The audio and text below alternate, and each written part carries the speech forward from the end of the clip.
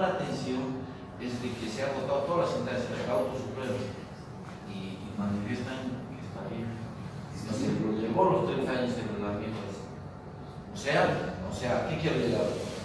Que el Tribunal Supremo ha dicho que efectivamente esta declaración nos da un parámetro de la probable autoría. Vamos al criterio del colega. ¿Qué pues? Y ahora sí no me acuerdo, pero el artículo 6 Sí, vale, vamos a la correcta. Porque A ver, vamos a ver. yo tengo un caso parecido. Como en calidad de testigo va y declara que a la comisión de un delito, ¿no? Y después, claro, se lo cita, después de unos días ya en calidad de denunciado. Va y se abstiene, porque ya tiene un abogado, se abstiene. De todas formas, en juicio, pues obviamente hay que llamarlo en calidad de testigo. Y no sé, bueno, todos podemos llamarlo en calidad de testigo. Claro, obviamente el juicio no puede declarar contra sí mismo, pero como dice acá el colega, pero ya pues le da al criterio del juez ya una declaración como que sí que ya aceptó la comisión del delito. Pero ahí Por eso me estaríamos interesa frente a una también. declaración simplemente, estaríamos frente a una confesión. Y la prueba de la confesión en nuestro ordenamiento legal no tiene validez. No tiene validez. En el anterior procedimiento sí tenía validez, ¿no? Cuando determinados requisitos, pero en este caso no. Considero que esa primera declaración, o sea, ya sería una prueba ilícita, no sería una prueba lícita. ¿Cómo usted va a presentar eso como prueba en el juicio? ¿Como prueba documental? Pero, doctor, por eso yo le digo, obviamente, usted sabe, el abogado de la víctima, mientras más venga, bienvenido, ¿verdad? Entonces, a mí también, por eso me llamó la atención la declaración, como el 193, se introduce, y va y se ha judicializado, y obviamente la parte acusada, ahí lo he encontrado eso, el auto de vista, dice, es más, inclusive le dio un oficio, a ver, como se dice, a Chicote a cantar. Ya, inclusive hay un certificado médico, porque la integridad personal, eso es prueba ilícita. el 13 dice en una parte, ¿no? Pero, no, como le digo, inclusive no olvidó que mata un precedente, ¿no? Y entonces, se ha emitido el auto supremo, está todo bien. Ahora, pero no creo que sea solamente sobre esa prueba. Obviamente. Necesariamente eso podría ser, digamos, como una prueba indiciaria, Claro, que podría servir para reforzar con otros elementos de prueba y determinar la autoridad de ese ciudadano, ¿no? pues más concretamente, ¿no? Ese pero ha sido la prueba madre Ya. para llegar a los demás. Porque si él no cantaba, no sabían dónde estaba el cuchillo, dónde estaba etcétera, ¿no? Entonces, pero como le digo, a mí lo que me llama la atención es cuando usted expone, obviamente, precisamente bueno, como usted dice, pero ¿qué hacemos con ese precedente? Porque eso mata precedente, ¿cierto? Claro. Mata precedente. Comuníquese a todas las partes para que conozcan El todos. 420 nos dice, no, avisen a todos para que apliquen esto, ¿cierto?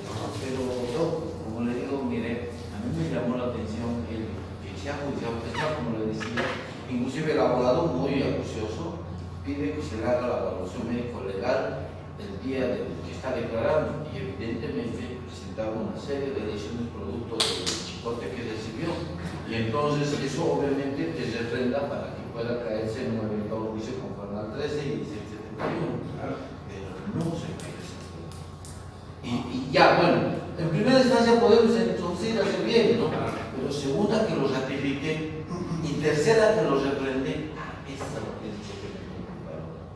¿Me entiendes? Yo lo entiendo, o sea, pero para mí mi concepto ese es una prueba completamente ilícita, ¿no? O sea, que no debería llegarse a valorar, ni siquiera a ser introducido, o sea, dentro de desahogo de las pruebas, ¿no? Doctor, en un caso que tiene que ver con lo mismo, ¿qué podríamos hacer entonces? Es un delito de estafa. Ya. 4 personas. Entonces, primero se denuncia uno, se abstiene, luego se cita a otra persona en calidad de testigo. La persona va y dice, sí, la verdad que entre los 4 le hemos vendido un terreno pero nos dio el terreno y creo que debemos los 4 pagar, devolverle el dinero. O sea, acepta. Debemos entre los 4 devolverle a esta persona, a la vida. Entonces ya se le cita, a esta persona se le cita y hay calidad de denunciar. Se abstiene. Por distintas situaciones, rechazo de la denuncia. Conversión de acción. ¿Cómo podemos hacer para utilizar? Obviamente hay otras pruebas, pero esa declaración testifical nos da la certeza de que él aceptó. ¿No? Pero ¿cómo podemos hacer para introducir como prueba esta declaración testifical? ¿Cómo podríamos? Ya hay un juicio, ya hay conversión de acción, ya está. Privado, ¿no? Claro, ya privado, obviamente. ¿Cómo podríamos hacer? Eso es lo grave, ¿no? O sea, podríamos hacer el mismo camino que han hecho ellos, ¿no? O sea, presentarlo, introducirlo, o sea, como una prueba, o sea, fehaciente, una prueba lícita. Pero por el otro lado, que tiene que jugar ese papel importante, es que tienen que ir a oponerse a eso, a objetar, ¿no? Claro, el abogado es el que se tiene que jugar ya, incluso si han llevado a la prueba, a ese proceso, o sea, en el contradictorio es donde tiene que jugar un papel importante, ¿no? Entonces, si hacer todas las objeciones, incluso podría destruir esa prueba, ¿no? O sea, con fundamentos valederos. Está mencionando, como usted dice, si así ha ocurrido, esa prueba es completamente... Lo que llama la atención del colega dice, de estafa a conversión de acción, ¿a qué delito lo hemos transformado? Esa es la indemnidad, abuso de confianza. No, el mismo delito. Obviamente, solamente cambia el papel.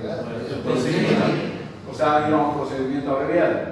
No, lo ha hecho la conversión de acción antes de la imputación, se puede, el 67.3. Eso permite, sí. Permite, y van, y por el delito de estafa, después de sentencia. En este momento estoy con la conversión de acción. Está ya. O sea, pero todavía no habido desfile de las pruebas. Todavía no, pero ahora mi pregunta es ¿cómo puedo hacer para utilizar esto? Ahora, ese auto que menciona que el colega me interesa ver. Claro, interesante puede facilitar eso. Vamos, Carlos, Por porcentaje no hay problema, ¿verdad? Qué bueno es esto, o sea, esta conversación que estamos realizando, o sea, hay diferentes puntos de vista, o sea, depende de la labor que cada uno de nosotros está desarrollando, ¿no? O sea, yo por eso el primer día les confesaba, les dije, yo me siento más cómodo detenido. ¿Ya? O sea, acusar es más complicado, ¿no? O sea, es muy difícil, ¿no? O sea, hacer casi la labor del Ministerio Público, incluso matar de todos los insumos al Ministerio Público para que ellos solamente pongan su firma y presenten. Y ni así, ¿no? En cambio, Es más, pero va a hacer, doctor, dice un resumen para que van lo primordial, porque va y habla. sí, una ayuda de memoria, ¿no? Para que grande claro, que trabajes ahí el abogado acusador, ¿no? Entonces, en cambio, la defensa es más cómodo, ¿no? O sea, uno está viendo, o sea, qué error va a cometer para poder aprovechar de esa situación, ¿no? Pero todo esto que estamos mencionando nos va a servir, o sea, para estos trabajos que tenemos que hacer.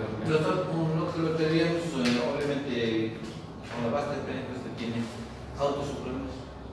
Obviamente, las de los documentos, ¿cómo se puede introducir? El respaldo jurídico, aquí está, no hay jurisprudencia. Ya, pero no puedes entrar, o sea, yo he visto en algunos procesos que presentan el auto supremo y dicen como prueba. No, pero para presentar, obviamente, lo que tenemos que hacer es utilizar todos el cúmulo de precedentes que tenemos, que nos han presentado como precedentes contradictorios, y eso hay que utilizarlo en su momento, ¿no?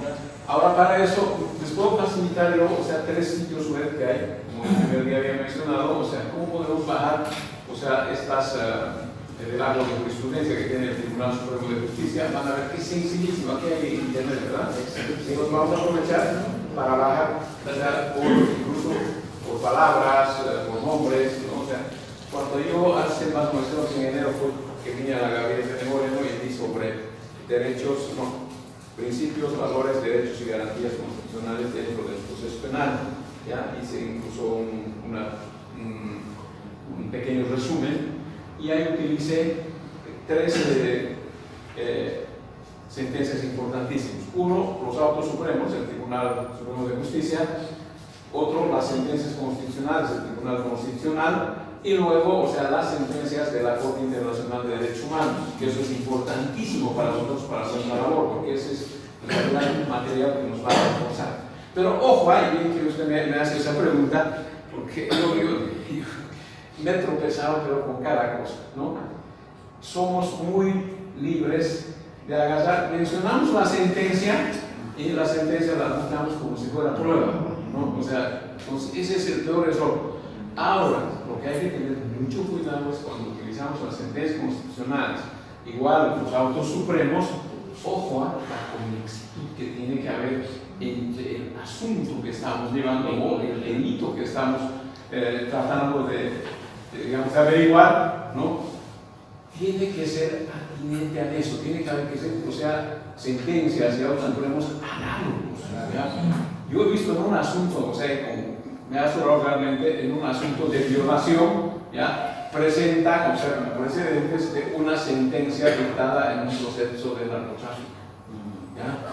Pero digo, ¿a qué le viene? Yo creo que nada más es por justificar o porque han encontrado por ahí un palo, porque por ahí corresponde, pero eso no es un precedente, o sea, contradictorio, además está alejado de la acción penal que se está tratando de averiguar. Vamos, todo está correcto lo que indica, ¿no? De poder no presentarla a la sentencia constitucional porque no es prueba, evidentemente la ley jamás es prueba, está claro. Pero, a ver, entendamos también de que los tribunales de sentencia o los jueces en su momento no son como una biblioteca en la que tienen en su mente tanto, ¿no? Por lo tanto, pueden no darle importancia, por ejemplo, en una medida cautelar. Van con la prisa ya nomás de cautelarlo, piensan que se trata de eso, ¿no? De aplicar la detención preventiva. Sin embargo, no ponen atención, a pesar del esmero que usted hace, de poder fundamentar esa sentencia constitucional. Sin embargo, cuando la tiene escrita, no solamente la resalta y le indica, señor juez, así lo dice, un caso es similar, entonces el juez lo ve, lo revisa, lo lee, evidentemente. Yo creo que es importante tenerlo impreso y poder indicarle, señor juez, no lo estoy presentando de prueba posiblemente, ¿no? Pero aquí está, léalo, evidentemente lo que yo voy a fundamentar tiene una base legal, anteriormente ha sucedido. Ahí quería llegar, hay una palabra latina que se llama ad effectum videndi. ¿Ya? Entonces, te está diciendo, no estoy presentando tu prueba, sino estoy presentando este instrumento para que usted lo pueda ver con sus ojos. Y eso sí es una buena técnica. Inclusive el computador, si no viene con yo, acá tu vidente, señor Machado, pero... Sí, pero mejor es llevarlo, o sea, en papel, impreso, ¿no? Yo tengo esa mala costumbre, entonces también debe ser, o sea, las partes más importantes yo empiezo a subrayar, o sea, con diferentes resaltadores de diferente color y voy poniendo al contorno, o sea, para qué sirve incluso a veces los artículos y todo eso. Entonces, cuando en alguna ocasión sí, generalmente una cautelar, ¿no? Lo que tenemos que hacer es, además de los riesgos procesales, la famosa, ¿no? O sea, que la probabilidad de que es autor, ¿no? Entonces, para eso hay varias sentencias constitucionales que no solo tiene que enumerar o mencionar el fiscal, sino tiene que acreditar. Si no lo acredita, no hace una buena fundamentación, pues ahí está la sentencia constitucional y dice, no puede ser eso. Lo mismo el juez tiene que valorar en ese momento. Fíjense, ya está valorando, o sea, estas normas para poder determinar. Y lo mismo los riesgos, ¿no? O sea, los riesgos procesales, que siempre son los riesgos de fuga y los riesgos de obstaculización. Eso no es cuestión de mencionarlo, ¿no? Entonces, para eso nos sirven estos instrumentos, o sea, como las sentencias constitucionales, como los autos supremos, tienen sus rayaditos. Señor juez, estoy presentando ad effectum videndi. El ad effectum videndi es un principio. Claro, o sea, que está dándole para que él pueda ver, no para que pueda, digamos, o sea, tomarlo como prueba, no como prueba, ¿no? Si quieren ustedes en palabras comunes, para que chequee de lo que estamos hablando. Adelante. El problema es cuando se presenta la fundamentación y se adjunta el auto, la sentencia, se adjunta para que solamente tengan conocimiento, pero la secretaria lo pone pues como prueba. Sí. Y ya lo hacen entonces como prueba. Sí. Entonces, ¿por qué están metiendo eso como prueba? Pero nadie lo sabe eso. O sea, lo mejor es en la fundamentación Transcribir. transcribirlo y resaltarlo en letra grande y en comillas lo que realmente necesitamos, no Claro. todas las. Ah, Entonces ya le damos una idea ahí porque va a leerlo después. Porque si respetamos toda la sentencia, la secretaria lo que hace es ponerlo, prueba. Y Pero no es también- prueba, y ahí es el error de la secretaria. pero Por eso es bueno nosotros saber qué es resaltar, ¿no? A veces Sí. el primerito lo estamos viendo ahí, ¿no? Pero aquí está eso, dice, no, la razón de la sentencia está hablando ahí. hay que trabajar en la interdicta y la ratio de silencio. En eso es lo que hay que trabajar, ¿no? Yo, con mis alumnos, bueno, ustedes deben saber también, yo siempre aplico las famosas 3C, ¿no ven? C, C, C. ¿Saben qué significa eso, verdad? Claro, concreto y conciso. Y a veces yo he visto, ¿no? O sea, entonces agarran y, como dice aquí el colega, o sea, al juez hay que decir, este es blanco o esto es negro, nada de medias tintas. Porque en vez de favorecerle, o sea, el trabajo que va a realizar el juez, le estamos complicando. Incluso va a desconfiar, ¿no? O sea, y en esto, miren, quiero compartir con ustedes. He visto memoriales, ya, 40, 45, 50 páginas, ¿ya? ¿Ustedes creen que alguien lo lee? No. ¿Ya? Yo he comprobado, como he hecho un trabajo con mis alumnos de pregrado, que estaban haciendo pasantía, digo, a ver, encuentren ustedes a ver cuántos memoriales presentan, o sea, con 4 caribes, o sea, en 2 páginas, ¿ya? Y cuántas, o sea, 30, 40, o sea, de 15 para arriba, ¿no? Y le digo, háganse preguntas, ya, creo que hicimos 3 preguntas, y uno le dice, si siquiera el oficial de diligencias lo ha leído ese memorial. Olvídense, agarran, dice, tan largo, pasa al secretario, Entonces, cuando el secretario entra al despacho del juez, así con todo su bollo de papeles, lo que dice el juez, ¿no? ¿Qué hay? ¿Qué novedades? ¿No? Entonces, el juez quiere escuchar, o sea, en qué asuntos está claro, completo, conciso. Entonces dice, no, todo eso, háganla ahí. ¿No ve? Y cuando alguien va a reclamar, dice, sí, ya va a salir, ya va a salir, ya va a salir. ¿Y cuál es el proveído del juez? ¿Ya? Se tomará conocimiento. Y listo, se acabó ahí. O sea, todo ese trabajo, ese esfuerzo que hay que hacer de transcribir, no.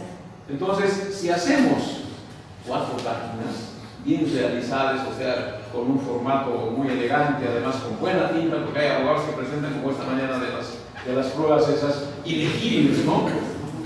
Yo cuando venía el día jueves me notificaron con una demanda ordinaria, ya, creo que son 20 y tantas páginas, y leí la primera y las otras ni se ven, ¿no? Entonces me he fijado la suma, he visto más o menos y cuál es el petitorio, ¿no? O sea, creo que lo han hecho a propósito, ¿no? Entonces esas cosas son las que nos perjudican. Yo creo que esta noble profesión que abrazamos también merece mucho respeto de nuestra parte y también el respeto a nuestros colegas, ¿no? Por eso cuando yo estoy en pregrado, cuando le hago leer una disposición legal, a ver, lea el artículo tantos, ¿no? Y le hago parar y le digo, artículo 15 de la Constitución Política del Estado dispone, ¿no? Dice, no, leo las disposiciones legales, no dicen. ¿Ya? Pero estamos acostumbrados a utilizar ese lenguaje, ¿no? El procedimiento penal dice, pues norma prohibitiva, es permisiva, ¿qué clase de norma es? Es lo que tenemos que determinar. Dispone de lectura. No le pide, le digo al colega, al fiscal o al otro abogado en curva y usted lee una disposición legal sin mencionar siquiera a dónde corresponde, ¿no? Entonces hay que ser nobles y para hacer el contradictorio, diga, estamos hablando sobre esto, sobre ese temático, usted responda, ¿no es verdad? Entonces estas cosas son las que nos están faltando y eso nos llevan a veces incluso a desafiarnos, ¿no? O sea, yo he visto, o sea, en Cochabamba, no sé si o sea, dicen, no, en las gradas, ¿no? Entonces hay un dicho famoso ahí, ¿no? O sea, lo que no pueden arreglar como juristas, quieren terminar arreglando como juristas, ¿no? Y estamos llegando a esos extremos. Están agarrados en puertas de juzgado, Claro que sí. están hecho conducir a la abogados. Sí, pero... Y eso digo, o sea, son casos. El abogado no puede pelearse con otro abogado porque mañana podemos trabajar juntos en otro caso. O sea, ¿cómo voy a pelear? O sea, y van y se lo toman tan a pecho los casos que se pelean. Pues si ha habido varios casos que se han peleado a los abogados. Sí, yo he visto en fiscales también, que comentaba anoche al colega, que empezamos un curso en la Gabriel, y no sé, esos días había toma y tuvimos que trasladarnos al colegio de abogados, y en el colegio de abogados era, creo, la mitad de la aula eran 60 personas. Pero nos explicamos, le digo, yo no me hago problema. Le digo, o sea, mientras ustedes estén cómodos ahí, le digo, vamos a hacer una cosa dinámica, vamos a trabajar. Y cuando les pongo un ejemplo y no sé qué era un caso y empiezan a gritar, entonces le digo, a ver, colegas, me están haciendo dudar que ustedes son abogados. Claro, ¿no? ¿Por qué? Primero, el abogado jamás debe perder la compostura. ¿Ya? Abogado que pierde la compostura puede llegar a veces hasta un resultado negativo. Entonces, el abogado tiene que ser, nosotros tenemos que fortalecer. Ese es el principio de la integralidad de la persona humana, que no debemos perder en ningún momento. Sí, vamos a recibir insultos, vamos a recibir amenazas. Bueno, para eso hemos estudiado, pero tenemos que estar fortalecidos con nuestros conocimientos y por el camino correcto. ¿Qué opinión le merece entonces, doctor, la reacción que ha tenido el doctor León en este último juicio, donde le dice: señor juez, pido que el señor fiscal me devuelva mis pruebas? Las pruebas que me han robado, eso está en el visto. Se ha viralizado, Sí, ¿no? sí, ¿Qué sí. opinión le merece de esa Pero- excepción?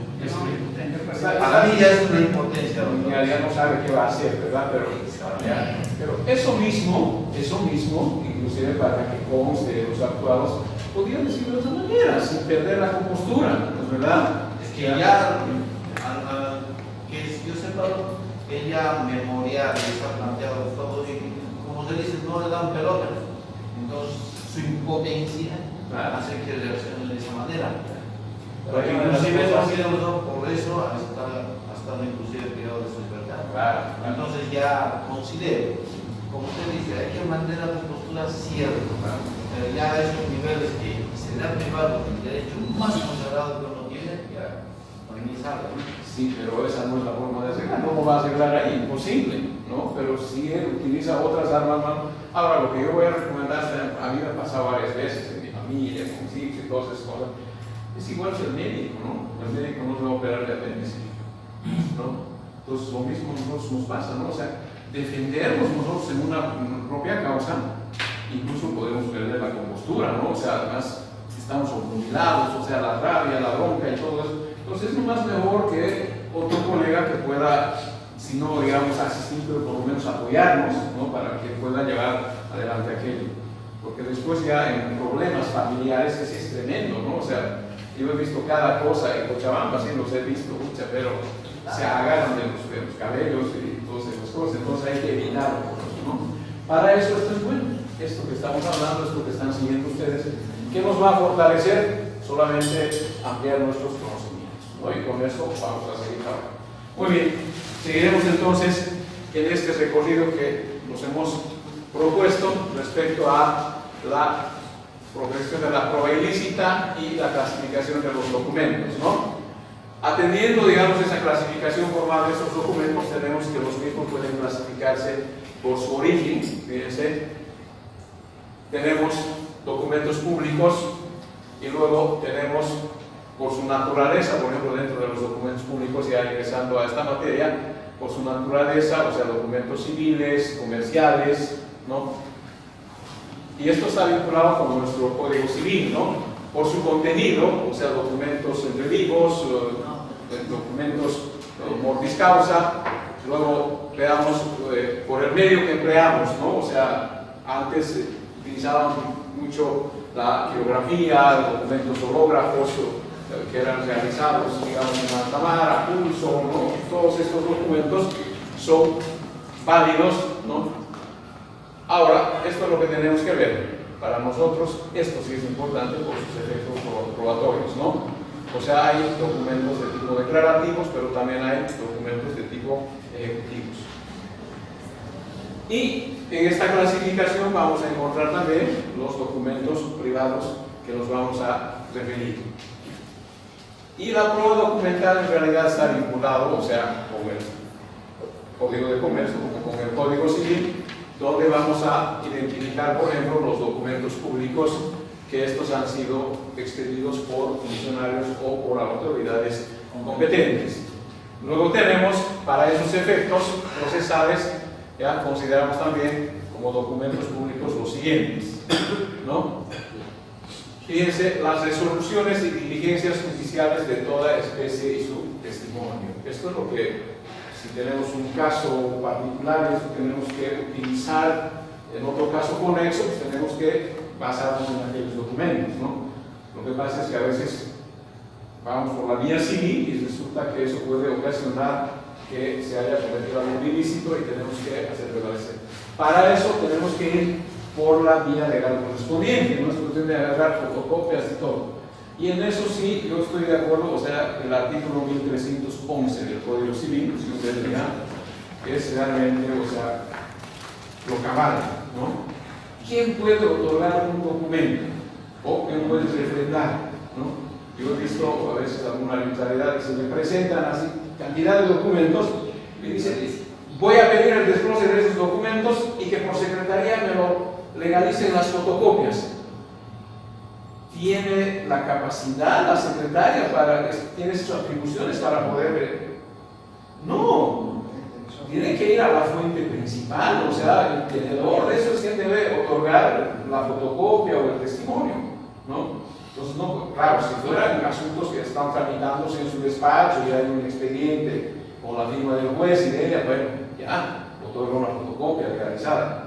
Bueno, entonces a veces la gente se enoja y dice, pero esto también legaliza, pero no puedo legalizar esto, ¿no? Y a veces fotocopia de fotocopia, ¿no? Esta fotocopia presenta, si necesito fotocopia legalizada, ¿no? Pero, o sea, empecinan y a veces sorprenden, ¿no? Y estamos obteniendo pruebas completamente ilícitas, ¿no? Doctor, pero para un desglose sí tiene que legalizar. Pero, ¿de qué documentos? ¿Ya? Los originales.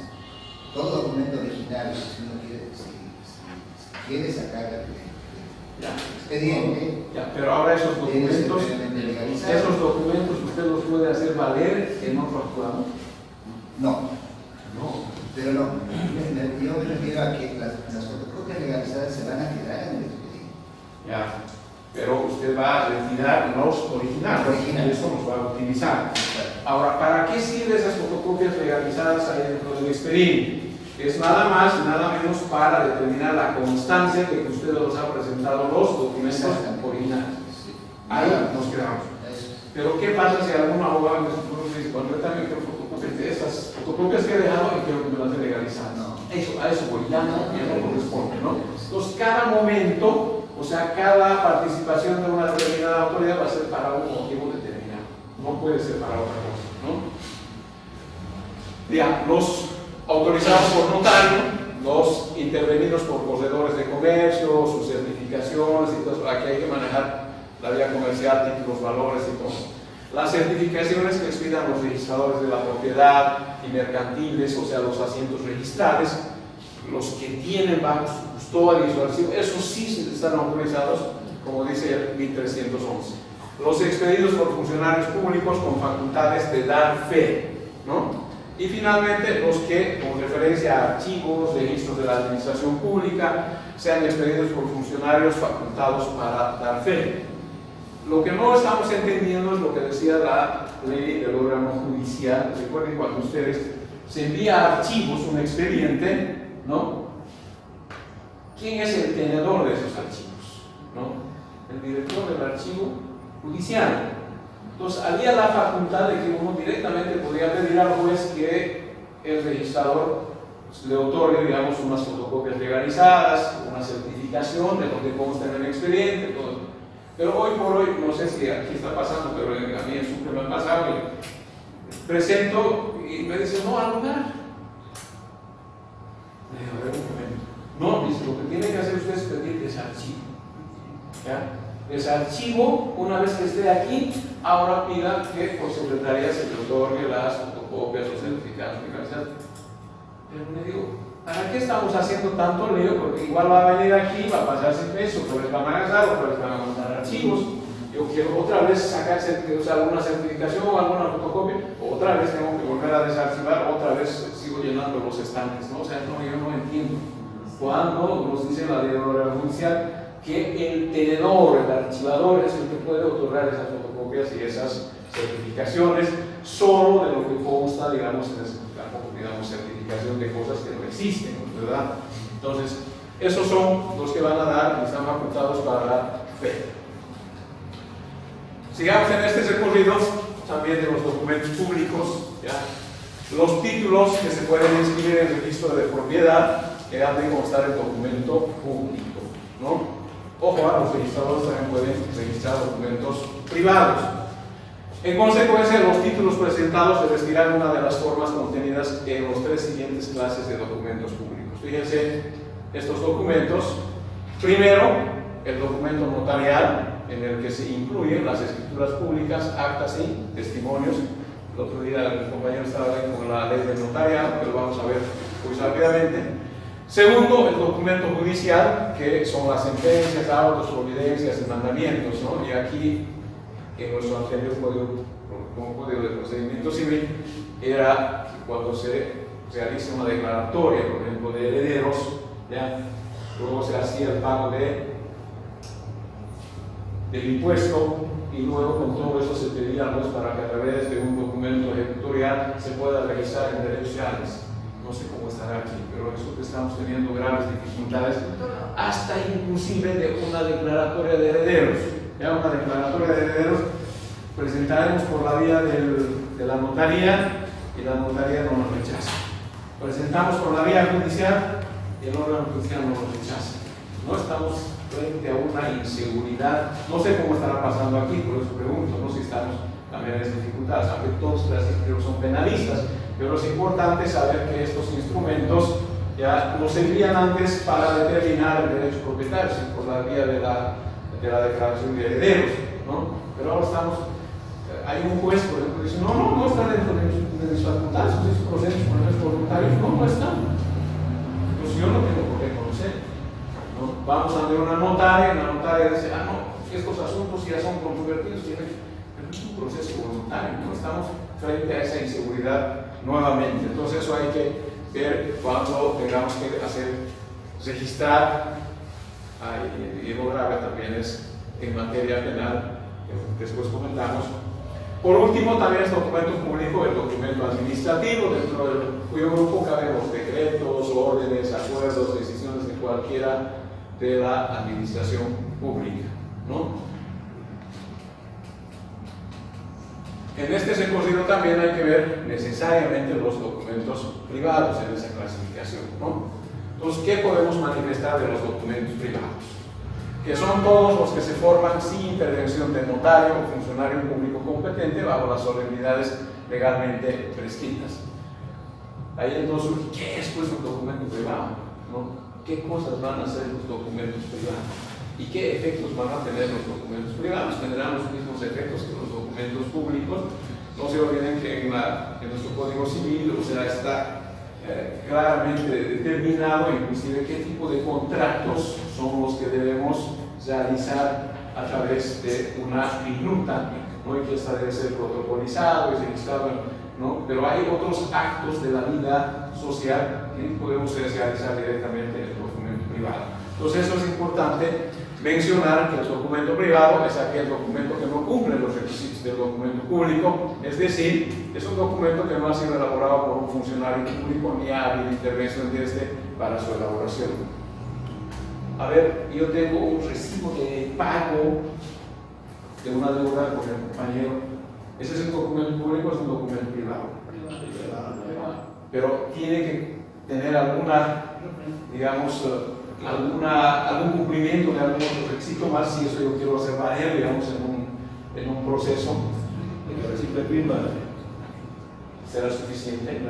¿Puedo hacer una medida preparatoria? Puedo hacer una medida preparatoria y puedo pedir el reconocimiento de esa.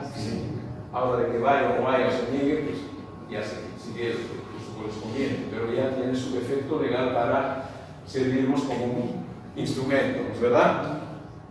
Entonces, también hay que mencionar que el documento privado es auténtico en los siguientes casos. Fíjense, estos casos, si ha sido reconocido ante el juez o notario, o si judicialmente se ordenó tenerlo por reconocido, lo que acabamos de mencionar. Y si fue inscrito en un registro público a petición de quien lo firmó. Igualmente, si habiéndose aportado a un proceso y afirmado estar suscrito o haber sido manuscrito por la parte contra quien se opone, esta no tachó de falso oportunamente. Ojo, entonces, documento que ha cumplido todo, puede no ser su firma, pero hágalo conocer en ese momento, porque después ya usted estaría avalando que sí es un documento como eso del cheque, ¿no es verdad? O sea, el cheque, ¿cuántas veces, o sea, los cheques han sido falsificados, algunos para cobrar y algunos han quedado ajustados con el protesto directamente, ¿no? Y entonces cuando uno ya ejercita la acción penal, aparece ¿cómo se llama? El dueño de la cuenta y dice, pero esta no es mi firma, no hice arma, pero tremendo lío. Lo único que sé que me gustó fue que la anterior modificación del año 97 ya se había modificado respecto, incluso se estaría despenalizando, ¿no?, el cheque descubierto, ¿no?, porque ahora eso en algún momento tiene que pasar a la esfera directamente del derecho de comercio, ¿no?, al derecho comercial, porque es un instrumento con el que se puede hacer negocios, pero no siempre con la intención de cometer, ya estaríamos en la estafa, ¿no? Entonces, eso tiene sus 72 días, por 72 horas, incluso se puede, después de cumplir la obligación, ¿no?, la extinción de la acción penal, o sea, no quiere. Lo que quería comentarles era también, no sé cómo está aquí, ya le pregunto, cuando a uno lo imputan generalmente por sospechas de algún delito contra la ley 1008, e inmediatamente el juez, o digo el fiscal, anuncia al juez cautelar para que haga el control correspondiente y determina la inscripción en la FELCCN, ¿no es verdad?, en la Fuerza de Lucha contra el Narcotráfico. ¿Cómo, digamos, a veces ni siquiera se abre la causa, ¿no? Dice, no hay, o sea, solamente es una sospecha, por tanto, o sea, se libera al que estaba arrestado, ¿no? Y un día aparece un muchacho y me dice, tengo que ir al exterior, ¿no? Y han pedido estas certificaciones y resulta que voy a sacar el certificado y me sale con un antecedente. ¿Dónde es? En Santa Cruz, ¿no? Llegamos aquí, revisamos, voy a la FELCCN, no tenía ya los fotocopios originales, o sea, legalizaste, tenía simples fotocopias, le digo, mira, este proceso se ha cerrado, ¿ya? Inclusive, o sea, el fiscal le ha hecho conocer al juzgador de que no hay ni siquiera el menor indicio para aperturar la causa, por tanto, se queda archivado, pero ojo, quedó el antecedente, ¿ya? Bueno, no sé cuánto tiempo tarda, pero yo he tardado casi 1 año y 8 meses. el tiempo aquí no, de verdad yo no sé igual, pero yo he hecho una vez una solicitud de cancelación del antecedente porque, claro, el caso fue rechazado. Pero eso no. Pero a través de qué vía eso. O sea, claro, lógicamente ese no informa en este caso. No abrieron la causa, mandó incluso ni siquiera la apertura de la causa y al juez le dijo, o sea, se archivó gravados. Entonces el juez agarró como se pide archivo de gravados. Pero ni el fiscal ni el juez, o sea, mencionaron, o sea, que ese antecedente que ya estaba registrado en la FELCCN se tenga que cancelar. Entonces, en el momento que uno necesita, dice, bueno, oye, ¿qué ha pasado? Y pasaron varios años ya, pero seguía. Entonces, llegamos aquí, hemos hecho desarchivar, o sea, el archivo creo que estaba, no sé en qué lugar, fuimos allá, sacamos fotocopias, pero no había la orden, ya, quien diga que cancele ese antecedente, ni el fiscal ni el juez. Entonces, le pido a una juez, creo que no trabajaba, creo que eternamente estaba dedicado de salud, ¿no? Estaba con parte de la ya sé de quién estoy hablando. Entonces, le pido al secretario, por favor, que emita una resolución, porque en los requisitos de la FELCCN, o sea, la Dirección Nacional dice tiene que haber una resolución que determine esa cancelación. Entonces yo mando al ciudadano ahí y le da un decreto, ¿ya? O sea, como algo que me dice cómo se pide, y le da un oficio. Entonces presentamos con el oficio, yo con la duda ya, ¿no? O sea, presento al oficio, va, porque lleva hasta La Paz, ¿no? Y de La Paz me dijo, no, tiene que haber una resolución, ¿ya? Pero digo, he pedido la resolución, la juez no me da, ¿no? Voy al despacho, digo, hablaré con la juez. No, está delicado. ¿Cuándo va a estar? El día lunes. Muy bien, me quedo el fin de semana, voy el día lunes. No va a estar el día miércoles, voy el día miércoles, nada. Le digo, por favor, necesitamos cancelar esto, es para una visa para ir al exterior. Entre ir, venir y trabajar, tuve que ir hasta La Paz, ¿no? Y en La Paz me dice, ya hemos cancelado. Y el muchacho estaba en Cochabamba, ¿no? Entonces, iba el muchacho a decir, por favor, dice, ya han determinado la cancelación, ya en el sistema ya se ha cancelado, ya no tengo ningún antecedente, porque había que comprar un formulario, creo, unos 50 bolivianos, ¿no? Iba a decir, no, usted tiene que echar fotocopia legalizada de esa determinación que han hecho la Dirección Nacional y con eso le vamos a dar la certificación. Si ya está cancelado, ya está en el sistema bajado, a ver, entre usted, yo ya no tengo antecedentes, eso es lo que estoy pidiendo. Mire, o sea, era para el colmo, o sea, lo que ha hecho León era poco, podríamos haber ido, o sea, y meterles a todos, ¿no? Entonces, yo me acuerdo que tenía un amigo ahí, ya, que era su comandante, y muy fuerte, ¿no? Le digo, oye, ¿qué pasa? Le digo, mira, estas cosas están sucediendo, y yo, mire, mentira, ¿quién? Pero le digo ahí, pues le digo, tus camaradas.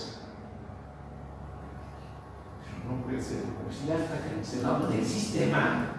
¿Ya? ¿Y cómo te van a seguir pidiendo que traigas la resolución de La Paz? ¿Ya?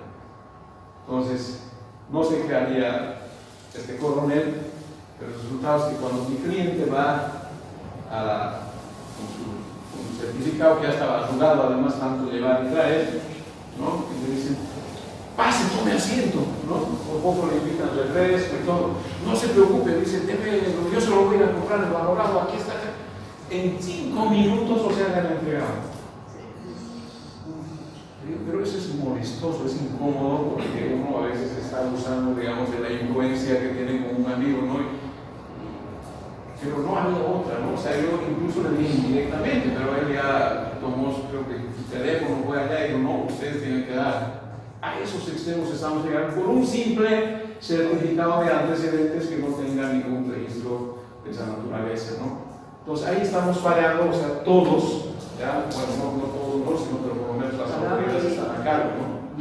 Me pregunto porque estado muy rápidamente viendo esa situación. Y aquí yo les consulté eso, ellos simplemente me indican que son 1, 2, 3, 4, 5, 6, 7 requisitos más dentro de lo que no estaría incluida la resolución del juez, simplemente dice la resolución fiscal del rechazo.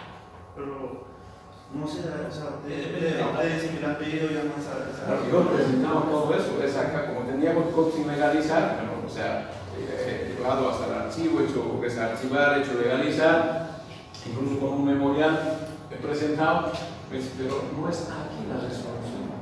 Pero eso es correcto en todo caso, porque como le digo. No, pues no, si los requisitos dicen eso.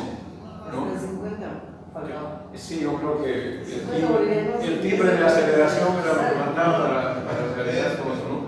Pero muy molestoso esto que tenga que ir hasta La Paz, que de La Paz seguimos en una centralización, pero no nada decorosa, ¿no?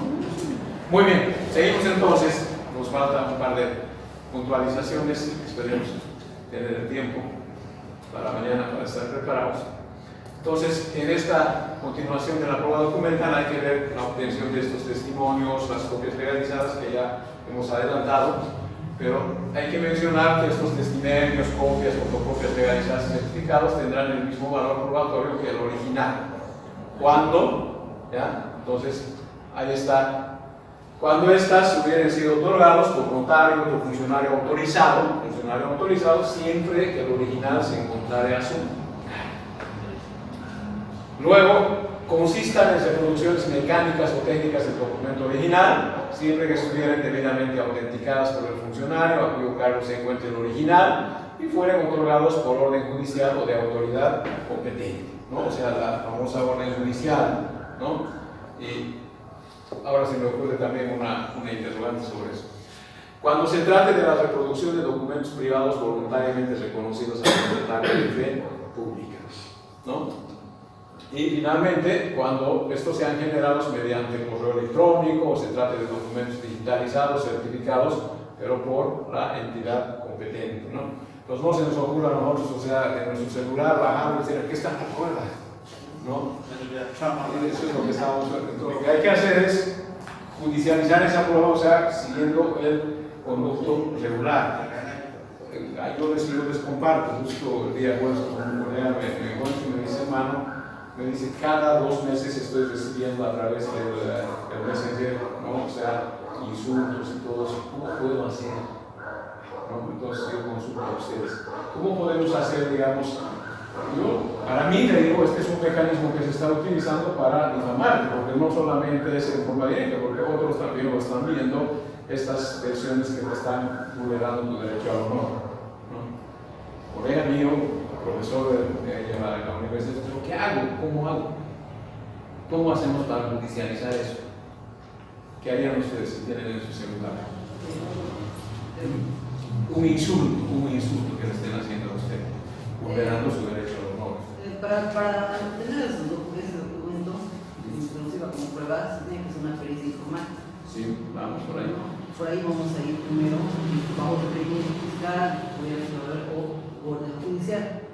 Se le entrega al perito el celular o la cuenta de Facebook en la cual está los insultos y todo ese verso. Entonces él lo va a bajar y él va a refrendar esos textos y va a decir, sí, efectivamente es desde Facebook, de su cuenta o desde el celular, y él va a autenticar eso, ¿no? El perito. Pero lo que se está destilando mucho en hacer Cochabamba, provincia y demás, no sé si acá es, le entregan a la policía y el policía abre el WhatsApp o el Messenger y le saca fotos de ahí y lo imprimen y lo entregan así, impreso, ¿no? Y dicen la prueba, pero eso no me sirve de nada. Yo como perito lo bajo, porque digo, ¿qué método técnico científico he usado para obtener eso?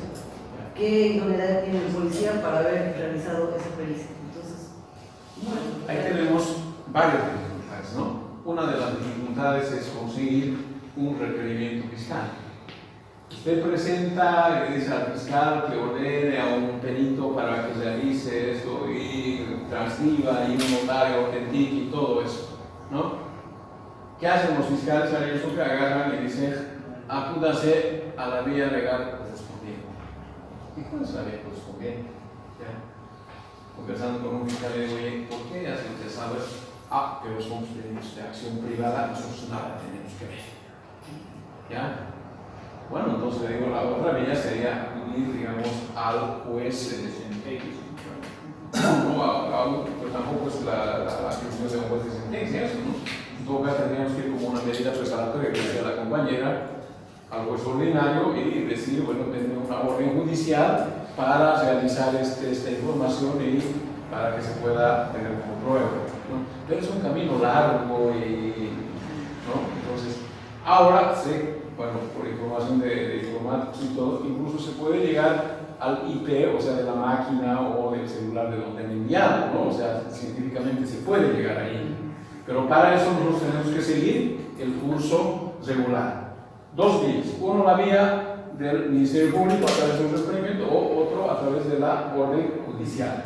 Entonces, si no hemos sacado eso y hacemos lo que decía la colega, los policías lo fotocopian, lo copian, pretender hacer valer como prueba no tiene, digamos, la autenticidad necesaria. Perdón, me he cortado, pero... Sí, disculpe, cuando usted dice por la vía del requerimiento fiscal o también por la vía judicial, nos referimos en este caso, por así decirlo, si fuera en los delitos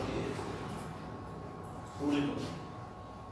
Yo ya lo estoy solicitando al fiscal, quizás no me está dando curso por el motivo que sé yo, a veces carga cosas, o mucha carga procesal, ¿verdad? Pero solicito la misma solicitud al juez y el juez me la da la orden. Pero le pregunto, eso sería correcto igual que el juez me sea, el juez tiene que ordenar, o sea, usted lo solicita, pero tiene que ordenar a las personas. Hoy, más bien, aquí nos va a digamos, orientar la colega, dentro de cada tribunal departamental de justicia ya se tiene, o sea, ya la, ¿cómo se llama? La acreditación de los peritos, ¿verdad? O sea, peritos en diferentes ramas, de saber que es una ayuda para nosotros. Los esos tienen que estar ya con título, o sea, con registro, con todo, para que... Entonces ahí el juez puede ordenarse, bueno, sacar de la lista, decir, a ver, este es el especialista, entonces ordena judicialmente a tal perito para que realiza este informe pericial. Entonces eso ya nos facilitaría para autenticar esos documentos, ¿no? Pero ojo, ahí tenemos, o sea, criterios y criterios, ¿no? O sea, a mí me ha pasado eso, en Potosí también he solicitado y la juez no me corresponde, no tengo por qué hacer. No me tengo que... he planteado una reposición con alternativa de apelación, ¿no? Y más bien ahí se dio cuenta y es civil. Sí, es civil, o sea, es que no hay la orden judicial que va a dar en materia penal, pero el instructor, el cautelar solamente utiliza los casos de su competencia. Es ahí donde va. Lo mismo ahora en el tribunal de sentencia o un juez de sentencia, cuando se abre su competencia, cuando se ha hecho llegar una, ¿cómo se llama? Una acusación formal. A partir de ese momento estamos hablando de la competencia, pero para pedir una orden judicial no es nada. Ahora el tema es, y vuelvo a decirles, es delitos de acción privada, porque esta es una difamación a través de este mecanismo, pero es un delito de acción privada, que nada tienen que ver los fiscales, ¿no? Entonces, por eso los fiscales acúdase a la autoridad, ¿no? Entonces, esos detalles son los que hay que revisarlos para no equivocar. Con relación a un punto que vemos todos los días, hay muchos políticos que, por ejemplo, que dicen, esta es la muestra, dice, de que a los fascistas lo están moviendo, por lo que sea, lo están moviendo con esto, yo lo anuncio con esto, esas pruebas que ellos tienen carecen de toda... Carece de veracidad, además, pero ¿por qué lo estamos contaminando? Eso, ¿no? Claro, si pretenden un juicio o de responsabilidad del señor ¿por qué muestran esto y literalmente lo hacen así? ¿Por qué una vez no la obtienen legalmente y la presentan y hacen su denuncia? Eso pasó con una senadora de la República, en ese caso. ¿Se acuerdan de la senadora Beniana? En un asunto muy sonado y sacó que ella ya tenía incluso transcrito y que tenía, ya lo estaba contaminando todas esas pruebas que no, o sea, ni siquiera se puede llamar pruebas, ¿no? Unos simples que cada postre no prosperó.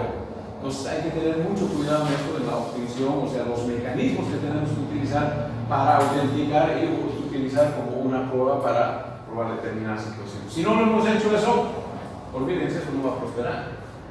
Inclusive, por ejemplo, cuando está el ministro Romero, para los casos sonados, y dice, no se desarticuló la banda de Cautex y muestran ahí en la mesa todos los elementos que habían encontrado como supuestos indicios. Y todo eso ya está contaminado. ¿Por qué? Porque yo no me exhibí antes de presentar, de judicializar esas pruebas supuestas, él ya lo ha exhibido. Entonces ahí, y el defensor cuando va a defenderlo a esa banda, eso tiene que tomar en cuenta. Ya se han mostrado los medios de comunicación, ya lo han contaminado, eso ya no tiene validez. Claro, cuando esas... Perdón, doctor, ¿en qué sentido estaría contaminado por exhibición? Porque primero se tiene que hacer pericias de esas pruebas, de esos elementos encontrados. Si se han encontrado en la inspección en el lugar del hecho, en su posesión, si hay huellas dactilares, si se puede mandar a genética, se puede mandar a biología o algún otro laboratorio, constatar de que esos elementos sí se encontraron en el lugar del hecho y hay conexión con el autor.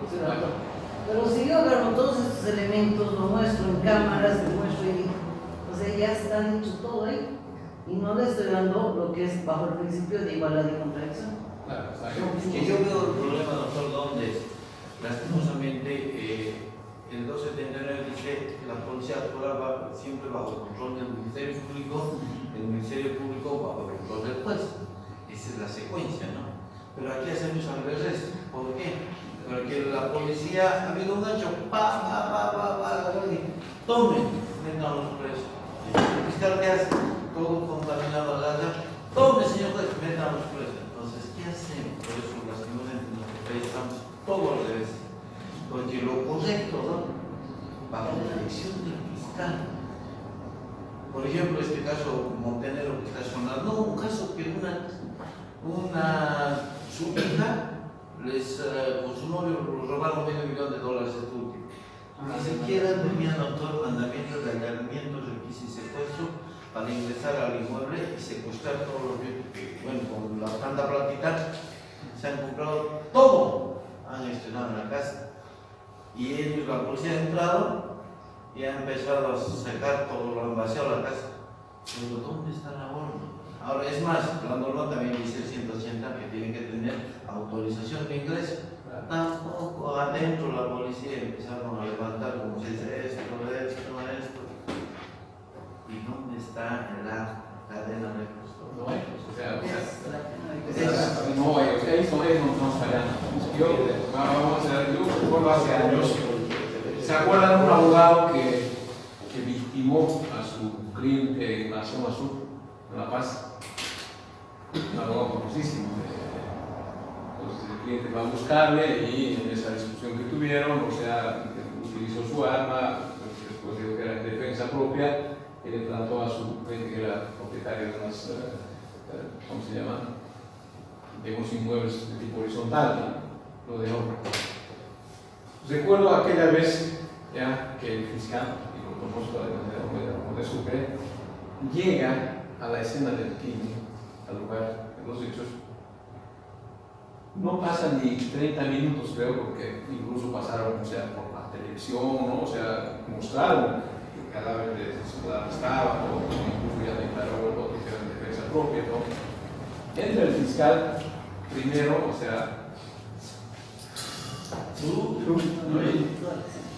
no, pero ahí no termina la cosa, sino que el instrumento del delito, el arma que había disparado, los dos proyectiles, agarra y lo muestra así, ¿no? Este es el arma homicida, con esto ha acabado la vida de este ciudadano, que esto, que el otro, ¿no? Y agarra y pasa a su otra mano y se lo agarra, ¿no? Fíjense ahora, ese arma se podrá utilizar como una evidencia de la comisión de ese delito, está completamente contaminado, ¿no? Entonces, yo lo he visto, no sé si aquí, bueno, tal vez por el calor, ¿no? Utilizar, por ejemplo, a los fiscales en lugar del hecho, utilizar guantes, ¿no? ¿no? Algunos utilizan. No participan. Solamente el fiscal es el director.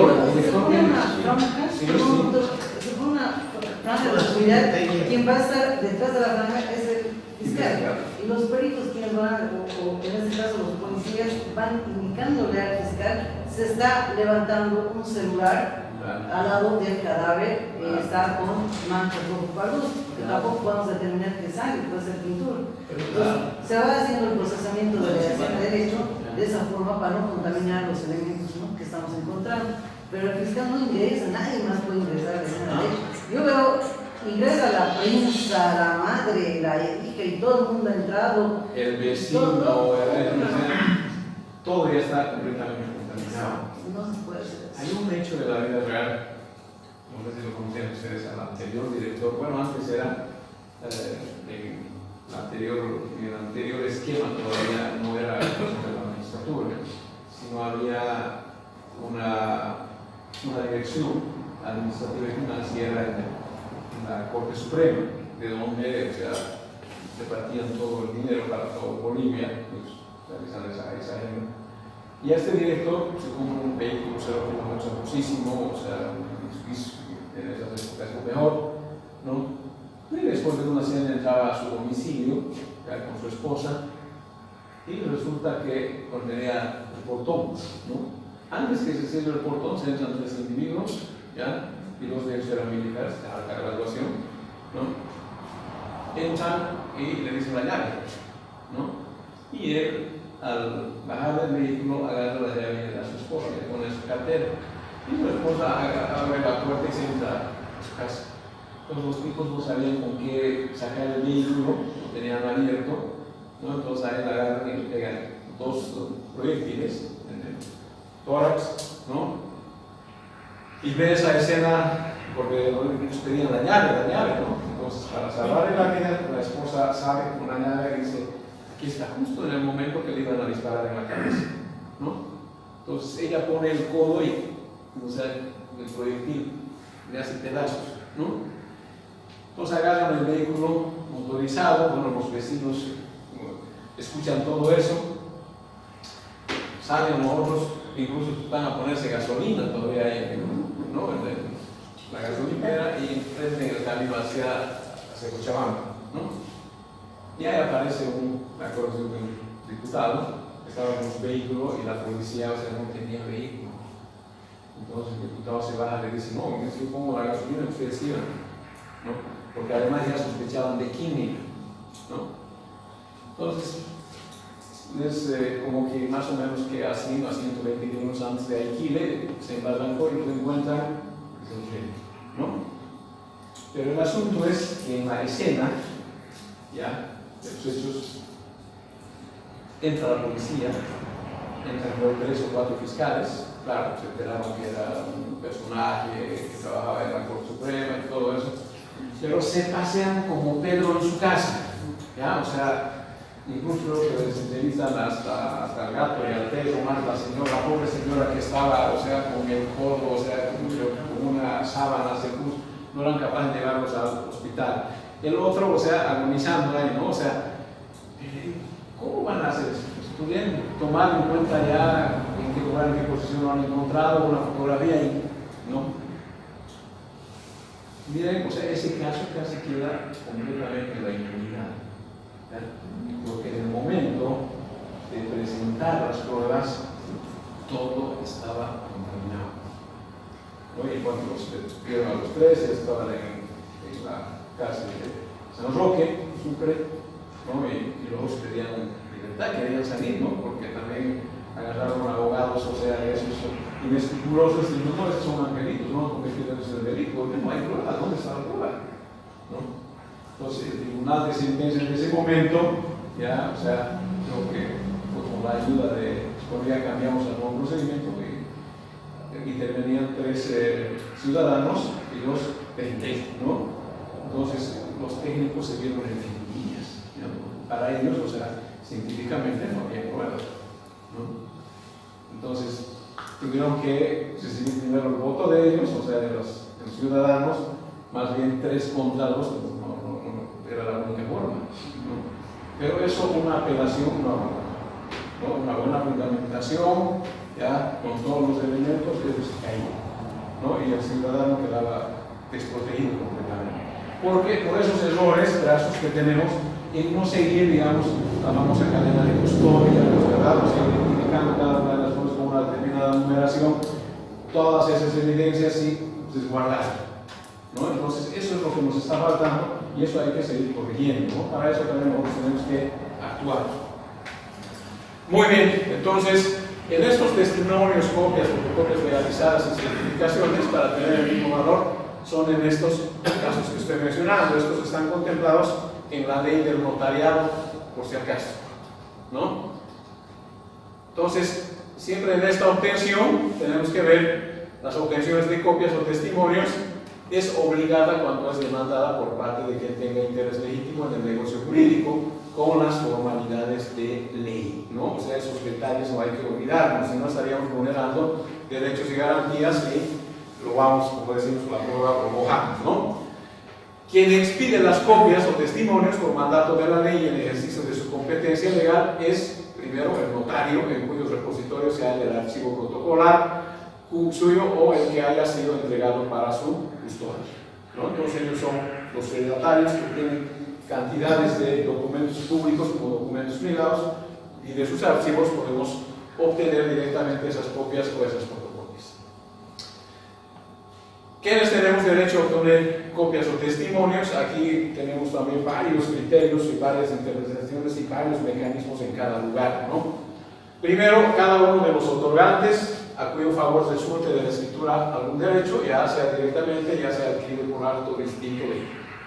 Segundo, o sea, quienes acrediten, digamos, a juicio del notario, tener interés legítimo en el documento, también pueden obtener testimonios los apoderados, si del poder o los documentos resultan autorizados para ello. Y tercero, de los testamentos, una vez fallecido el testador, que puede ser los herederos, los legatarios, los parientes y otros que tengan interés legítimo en ellos. No sé cómo está aquí, también pregunto, ¿no? Porque alguna vez en su voy a dar un notario, necesito este, no puedo dar, tiene que traer su orden judicial. Pero le digo, es de mi hija, aquí tengo la fotocopia, no, tiene que traer. Le digo, y si ella viene, le digo, le puede facilitar, sí, pero ella no está aquí, está en otro lugar, ¿no? Entonces hay que acudir a una orden, nada más es caprichoso, ¿no? O sea, la autorización de... Ahora, sí, podemos seguir, bueno, lo que decía el anterior código notariado, que dentro del año uno podría obtener libremente un segundo testimonio o un tercer testimonio, ya, porque todavía no había transcurrido. Pero pasado el año sí necesitábamos de una orden judicial para la arrancatura de testimonio de fotocopias, ¿no es verdad? Pero ahora se les ha ocurrido, o sea, ojo, algo, esto del notariado está sacando también chispas, ¿no? O sea, en Cochabamba yo sé que hay más de 200 o 300 denuncias contra los notarios que se publican, ¿no? Por todo y por nada, ¿no? O sea, nace, creo que es ahora un varón, el sumariante ya no sabe qué va a hacer porque le falta, o sea, tiempo para, incluso para citarle a un notario para que venga nada más a descargarse esa denuncia que le han hecho. Gravísimo, ¿no? Entonces eso lo que nos está haciendo es perjudicarnos a nosotros, o sea, en la tramitación de los procesos que podemos realizar con documentos fidedignos, ¿no? Entonces, a veces estamos, yo digo, a la lujuria, al capricho de estas autoridades, ¿no? Si me permite. Adelante. Bueno, el documento igual en una situación con respecto a lo que se habla del notario, a veces eso de dar, por ejemplo, a veces la fotocopia, ellos una vez tienen esa parte muy burocrática. Demasiado. Porque yo, esa parte, lo que yo he experimentado, se le dio una carta a una persona de aquí, ¿no? Para que saque la fotocopia. Obviamente, esa fotocopia estaba aquí en la notaría y de allá de provincia le estaba dando una confirmación en esa cartita. Para que vaya, se presente a la notaría y con la notaría haga la aprobación de una copia legalizada. Pero, ¿qué es lo que hizo la notaria ahí? Se lo rompió. Esta carta no sirve, se lo rompió. ¿No es cierto? Eso es muy agresivo porque no creo que esa era la situación. Yo creo que por lo mejor, vamos a llamarnos a la notaria. Y lo que ella, en todo caso, estábamos discutiendo era que no podía hacer eso. Preferible que le den la orden, ¿no es cierto? Ahí nomás y me diga, aunque no está la señora, pero que venga la señora a recordar. Yo se lo doy la orden, se lo doy la copia legalizada, pero que venga la señora. No era así como lo hizo ella. Pero que me voy a ver si como te dice, eso es muy. En esa parte, en este caso, muy abusivo. ¿Y qué hicieron con esa engarza? Tengo que entrar a la señora, ¿no? Pero pensaba incluso que agarrado de esa cartita, ¿no? Tenían que haber ido ante el sumariante. Ahora tenemos un sumariante de los notarios, ¿no? Para que él, pues la autoridad lo convoque, ¿ya? A ver, para decir por qué no tienen atribuciones, ¿ya? Pero esa es la exageración, ¿no? O sea, es demasiado, diríamos, poder que se les ha otorgado para que puedan hacer lo que les dé gana, ¿no? No, eso no está bien. Tenemos que nomás frenar, ¿no? Al margen de haber obtenido ya la fotocopia, pero eso yo hacía llegar al sumariante que se encargue. Porque no se olviden ahora que el sumariante tiene facultades incluso para hacer de oficio, ¿ya? A simple conocimiento tiene más poder que un juez, no tiene más poder que un fiscal. Puede convocar y decir, venga usted, ya, sobre esto.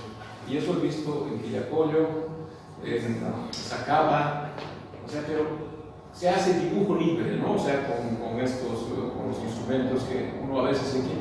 Si no, no va a molestarlo al notario porque tú llega justo en el momento que necesita, porque de otro modo ni siquiera llegaría, ¿no es verdad? Pero no entienden de esa manera. Muy bien. Ya está suficiente. ¿Ya? Bueno, esas formalidades para su obtención ya de esta prueba documental. ¿Quiénes van a expedir? Estos documentos se expedirán, como se ha dicho, con reproducción fiel de la matriz. En ellos se encabezará con el número que está en el protocolo, tenga la matriz para continuar con el texto en su integridad o en su parte pertinente. A mí me ha pasado pero cada barbaridad, la vez que voy, les digo, ahora ya los notarios ya no quieren llevar los libros al juzgado ni al Ministerio Público. Entonces traiga una orden, un requerimiento para que yo le pueda facilitar. Y eso tengo que poner dentro de mis archivos y todas esas cosas, ¿no? Entonces solicitamos, era para un informe precisamente grafológico o grafotécnico, ¿cómo se llama? Grafotécnico, ¿no? Ese es con precisión la palabra, porque la grafología está respectiva a la letra, la grafotécnica es a la firma, ¿verdad? Entonces queríamos verificar esas firmas, no podían haberlo hecho en una copia, tiene que hacerse en el original. Dice, pero no, es que ustedes me van a hacer problemas porque tengo que descosturar, tengo que deshacer mi libro. Pues le digo, tiene que hacer, no hay vuelta que dar, porque tiene que darnos ese instrumento para que el perito pueda realizar ese examen científico. No, aunque sea les voy a dar fotocopia, o si quieren les doy testimonio. El testimonio va a ser el perito para identificar la firma. No, pues o sea, no hay correlación en lo que uno está pidiendo, ¿no? Y en materia de otorgar, pero es un capricho tremendo. Y otro día, al otro día, un mes, 2 meses, hasta que al final, bueno, por ello vamos a tener que hacer un requerimiento fiscal para que usted vaya ahí, ya, por la comisión de un delito que usted no nos está queriendo dar, ¿no? Entonces, vemos esas situaciones que se nos presentan. Luego también, ya, lo que tiene que hacer el notario es al pie del documento, el notario estampará su signo, firma, rúbrica y sello, rúbrica y sello en cada una de las hojas de la copia o testimonio que nos están otorgando. Antes esto era más elegante cuando utilizábamos el papel sellado, ¿no? Recuerden ustedes que los papeles sellados eran una prenda de garantía porque venían con series y con numeraciones y además la fecha de emisión, ¿no? Entonces era muy difícil realizar una falsedad material o ideológica para que uno pueda valerse de aquello, ¿no? ¿Cuántas veces yo una vez tuve la oportunidad de atender un asunto? Aparece un documento, ¿ya? Transfiriendo, o sea, un lote de terreno de metros cuadrados en favor de tal persona, pero antes ya había una venta que lo habían registrado. Entonces agarran a estos ciudadanos y le ponen, o sea, 2 días antes de esa transferencia que habían realizado, ¿no? Y revisamos el papel sellado, resulta que el papel sellado no salió en esa época, sino más bien salió, creo, a los 6 meses de esa emisión, porque los que vendían eran los de impuestos internos, como antes se llamaba, ahora es el CIN. Antes era la renta, la famosa renta, ¿no? Y en la renta registraban en sus libritos, es decir, el día tantos, horas tantos ha salido de la serie tantos desde tal número hasta tal número, ¿no? Entonces teníamos un registro y podíamos utilizar esa certificación de que ese papel sellado ha salido posteriormente a la realización del contrato. Además aparecía con reconocimiento de firma, ¿ya? ¿Cómo se prestaba? O sea, tendrían que haber sorprendido a, no sé si era, ¿cómo se llamaban? Los jueces de mínima cuantía. Los jueces de mínima cuantía que además no hacían en otro papel como ahora, no lo hacían a continuación bajito o apuntaban otro papel sellado. Entonces eso nos facilitaba y nos daba seguridad para evitar, digamos, estos delitos, o sea, de falsedad material y falsedad ideológica, ¿no? Consulta. Por ejemplo, ahora nosotros los abogados, sea casi en la mayoría que veo, el tema de cesación, por ejemplo, vamos al notario y obviamente para apuntar toda la documentación necesaria y le hacemos a la persona X hacer una declaración voluntaria y le decimos en esa declaración voluntaria, bueno, señor tanto, vive en mi casa en calidad de cobrado. Declaración jurada. No, pero esa, bueno, declaración voluntaria.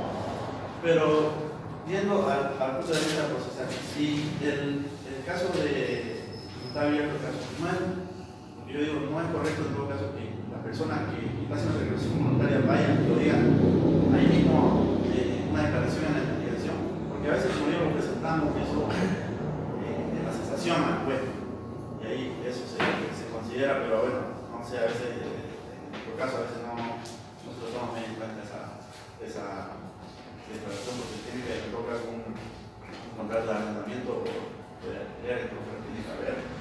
Pero más que todo por ese tema, por el tema de la declaración voluntaria. Si en este caso sirve presentarlo así, ¿no? Lamentablemente, o sea, en esta etapa preparatoria los papeles se han invertido, ¿no?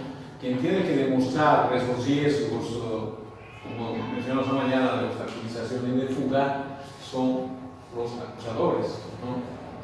Pero ahora eso lo hemos podido trasladar a la defensa para que la defensa acredite, ¿no?, su domicilio. He visto, o sea, para llegar a esa declaración tiene que llevar fotocopia de la última factura, del agua, de la luz, ¿no? O sea, Como la ley no dice.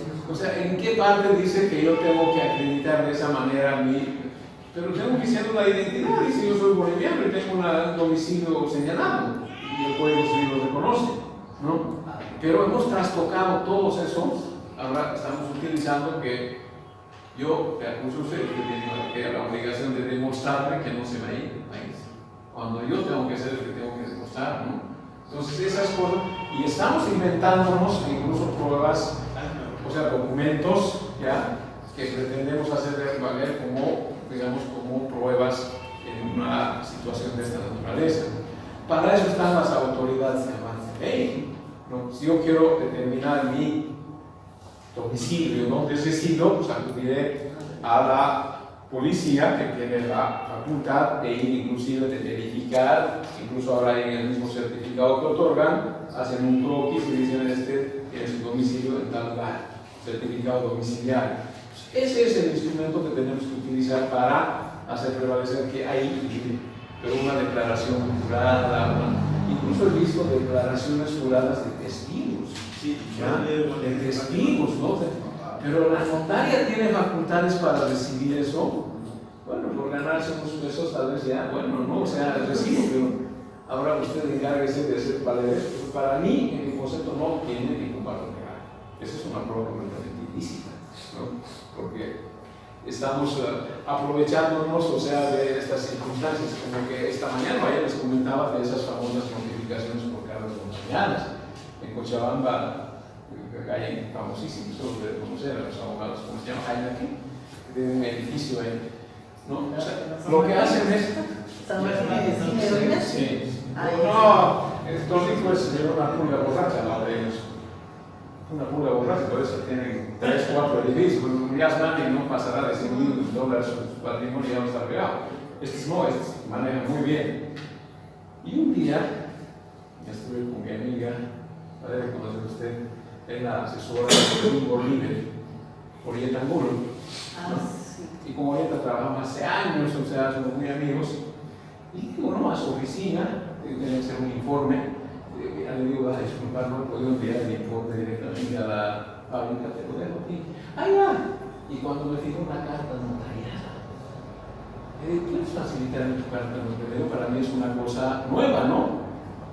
Entonces, en la carta, o sea, la carta notariada decía, o sea, debemos resolver o hacer una transacción sobre este asunto de tales personas y se le cita a usted presentarse en mi oficina a tal hora, tal día. Entonces yo le digo, ¿y usted ahí? Me dijo, no sé, le digo, si yo no voy. Yo no voy. ¿Y qué va? No, nada, yo no hago nada.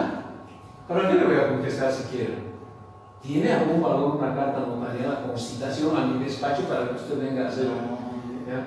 Pero así se está manejando, ¿no? O sea, y hay notarios, no sé, según mi amigo Héctor Arce, todos están capacitados, son una luminaria, pero siguen cometiendo estos casos errores que se pueden llegar a la larga a una serie de procesos, ¿no? Pues están vulnerando. ¿Quién soy yo como abogado, a través de este ciudadano notario, para citarle a usted, venga y siéntese conmigo? Entonces, ¿qué hay usted como notario? No corresponde, no está dentro de mis atribuciones. Mis atribuciones son ser hereditario de este documento, pero de una carta de citación no corresponde, ¿verdad? Entonces estamos llegando a esos extremos que tenemos que ir corrigiendo. Ahora, este instrumento que se va a extender con estos caracteres perfectamente legibles, siendo en nuestra época óptima la copia que se imprime en computadora, en la cual se aconseja archivar electrónicamente todo el archivo notarial. Creo que sí, aquí hemos avanzado, porque por lo menos todos los notarios ya tienen sus archivos informatizados y no hay por dónde perderlos, ¿no? Ya algunos van archivando en discos, en el mismo disco duro, o sea, hay tantos mecanismos ahora de poder hacer una protección, pero no es una protección total tampoco, ¿no? O sea, hay también otros, por el otro extremo, que tienen la capacidad suficiente para poder perforar todos esos detalles, ¿no? O sea, los crackers, hay algunos que son campos para poder, los hackers, para poder vulnerar todo esto, ¿no? Pero sin embargo, ya yo me quedo tranquilo porque hay estos archivos electrónicos, hay formas de poder resguardar, porque lo triste es que hay documentos que se han extraviado. Lo que pasaba era cuando un notario terminaba su mandato, le pasaba a la bolsa notarial sin inventario, sin hacer nada, aquí está todo. Alguna vez he visto que la notaria que me había nombrado, bueno, utilizaba la misma oficina, ¿no? En Cochabamba yo conocía, por ejemplo, notarios que tenían más de 35 años, o sea, de su notaría, ¿no? Entonces había, digamos, la fiabilidad de las personas, o sea, es Santiago Notario, pero sí es el mismo que hecho, entonces tiene sus archivos bien resguardados, ¿no? Pero cuando ese notario, o sea, fallezca o tenga que salir y que vaya a otro notario, porque él tenía en su casa, no le va a entregar su casa y sus libros, ¿no? Si ya no le han nombrado, entonces llévese otro vez, ¿no? Y es complicado. Eso nos está pasando en el súper, por ejemplo, con la última camada que han entrado de notarios nuevos. De cada persona era dónde es esa notaría, tenemos que ir hasta la...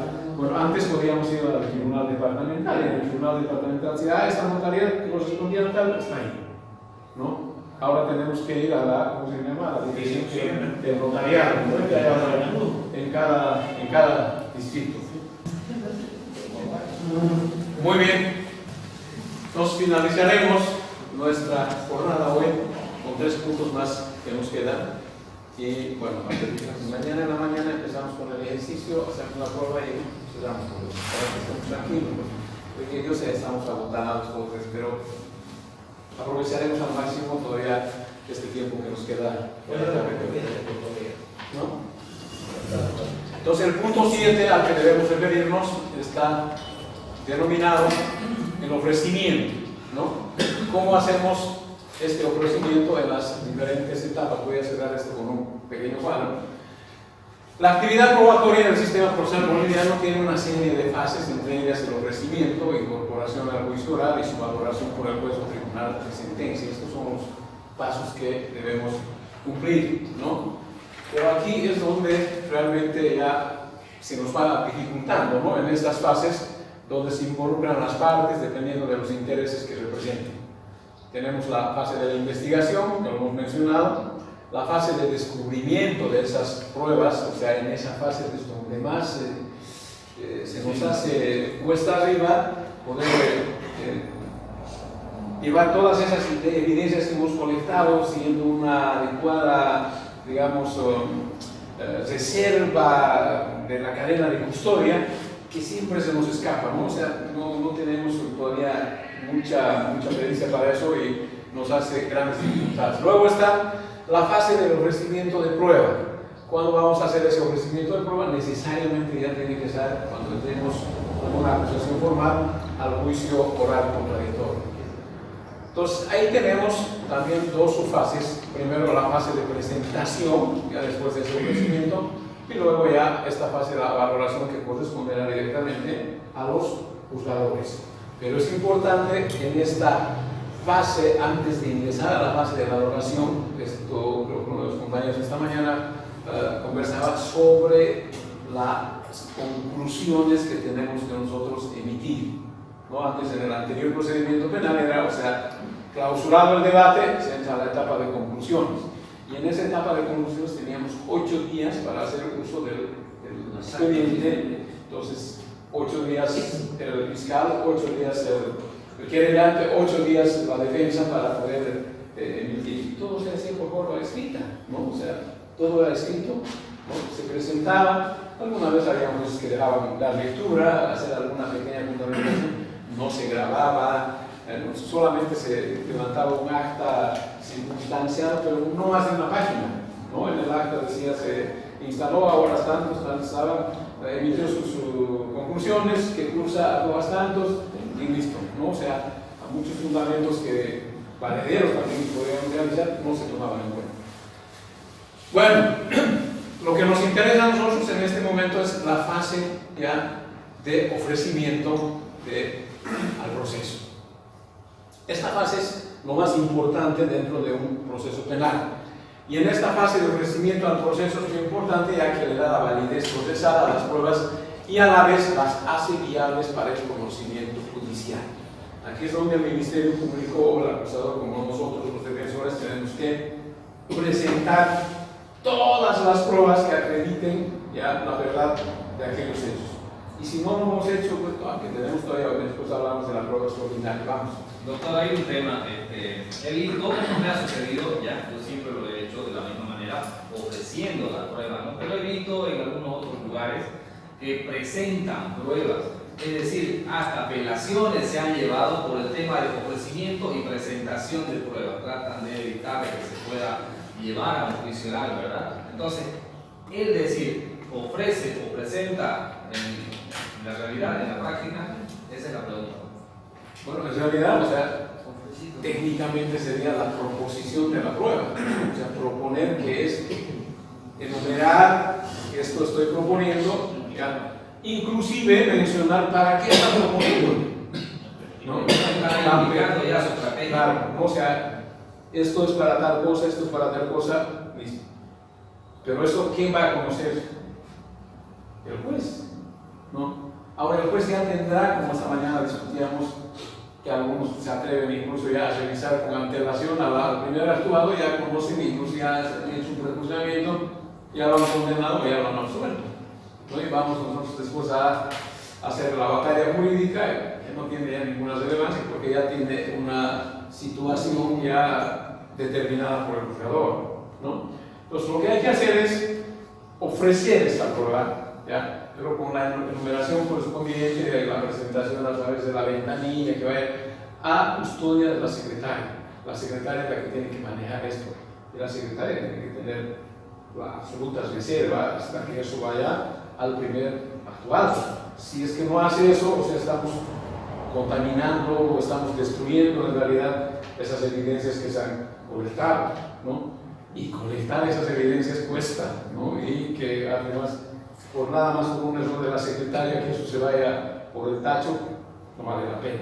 Entonces hay que hacer, y nuestro procedimiento ahí es claro, ¿no? O sea, no hay mucho que inventar. Lo lamentable, y voy con ustedes, es que en cada lugar, ¿ya? En cada departamento, en cada provincia, o sea, se han cambiado los mecanismos y uno hace a veces autoritariamente, no le dejan presentar, no le dejan producir, o sea, le ponen una serie de obstáculos y se cambia completamente el panorama. A veces uno tiene su esquema, su estructura para realizar un determinado camino y de pronto le han movido todo el tablero y tiene que volver a trabajar para ver cómo va a hacer entender a los juzgadores, ¿no? Entonces, eso es lo que nos está faltando, o sea, uniformar criterios, unificar, o sea, las formas de persecución penal, ¿no? Y en eso estamos. Eso puede ser un bonito tema para su tesis, ¿no? Hay que revisar todo esto.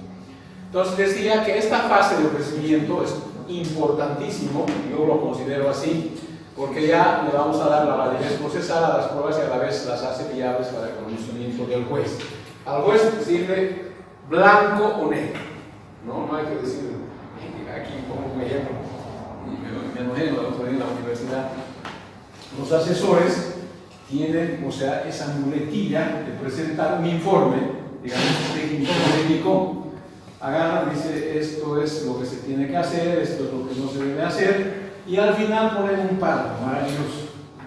¿Ya? ¿Qué les parece? Dice, es cuando informa a su autoridad, ¿ya? Para que tome la determinación correspondiente, dice, conforme al informe presentado, y le ponen, salvo su mejor parecer.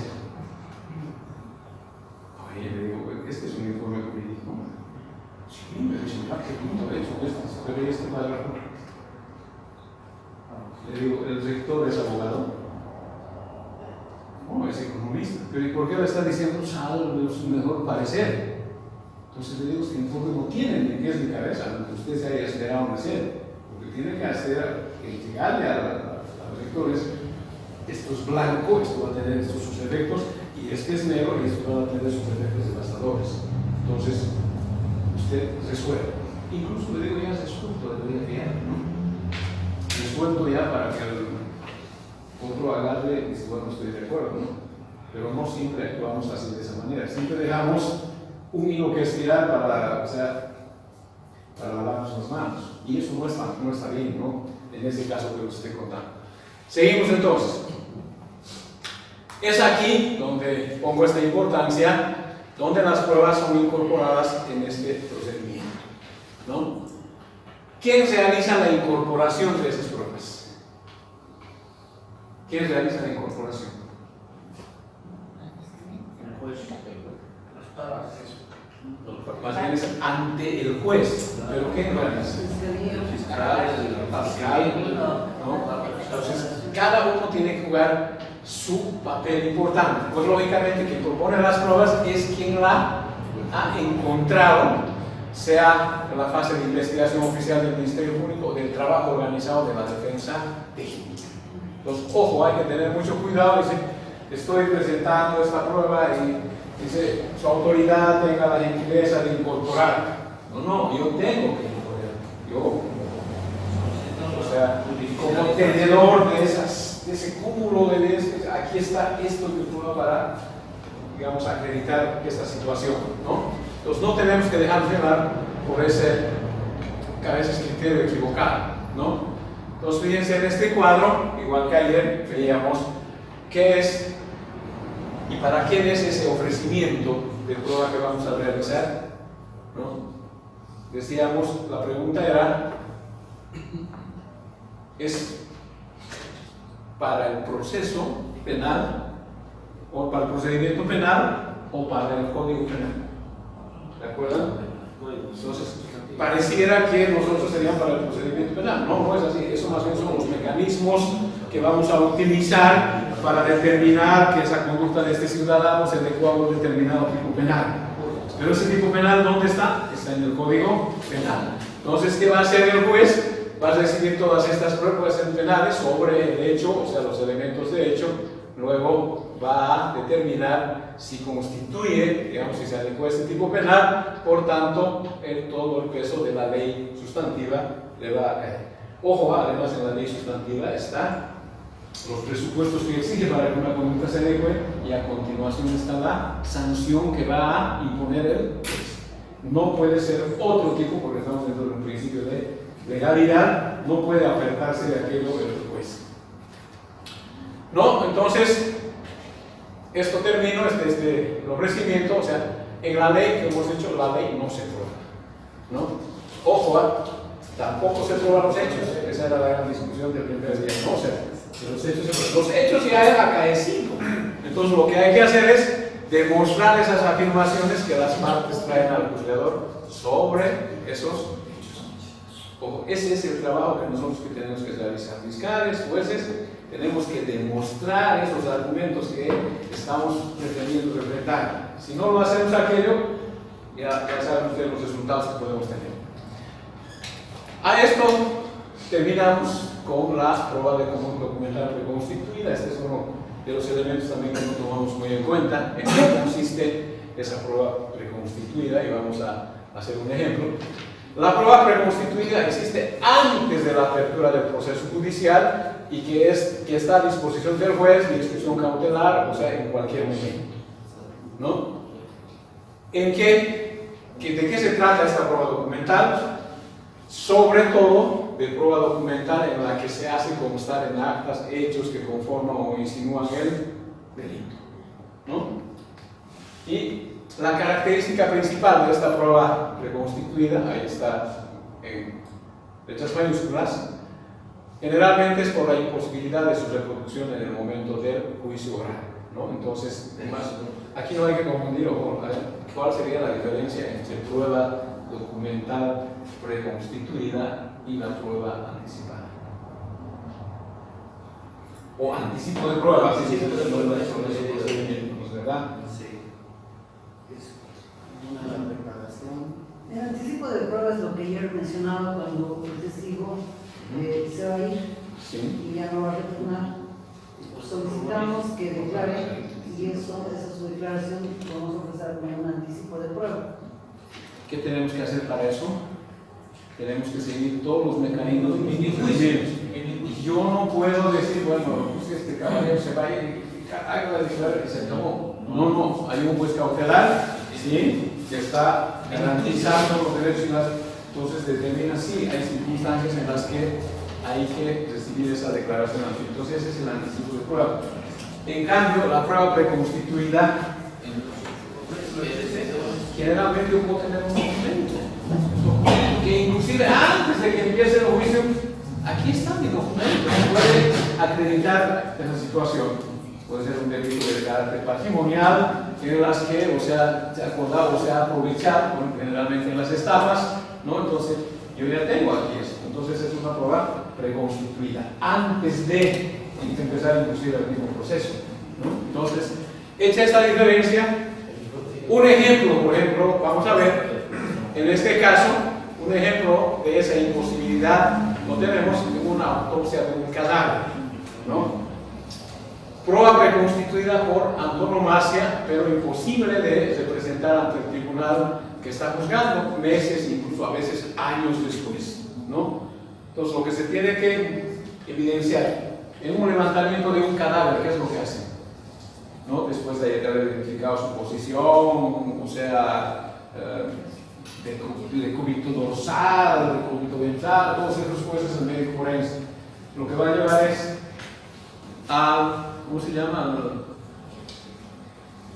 Al anfiteatro que llamamos nosotros, a la morgue, donde podremos esperar que se realice el juicio, meses, años, y después recién hacer. No, entonces se tiene que haber la autorización correspondiente para hacer el corte, ¿no? El corte inglés. ¿Cómo se llama eso? La autopsia de ley, ¿no? Entonces todo eso ya tenemos, o sea, como una prueba preconstituida para seguir el proceso, ¿no? Pero ahí no sería la misma. Para salir acá. Ahora, ¿cuál es la diferencia entre autopsia y necropsia? Esa es la gran discusión.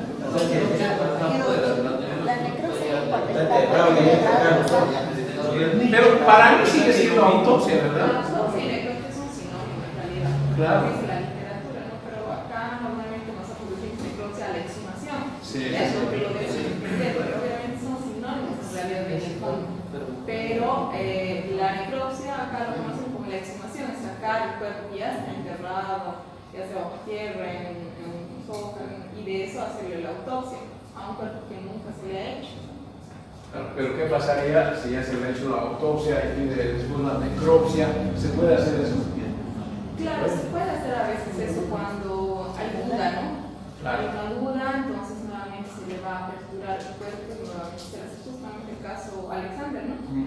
Se le hizo una autopsia y hubo un problema y nuevamente pidieron la exhumación, y luego pasaba la necropsia, que lo conocen, y nuevamente se realizó. Claro, y ese informe fue la que valió para que se determine que realmente no hubo, o sea, el acto de violación, ¿no? O sea, otro elemento que se quedó, todas esas cosas. Respecto a esta terminología, yo recuerdo hace años un profesor, Manuel Michel Huerta, que era profesor de medicina legal, y su pregunta era, en todos los exámenes, o sea, haga una diferencia entre autopsia y necropsia, ¿no?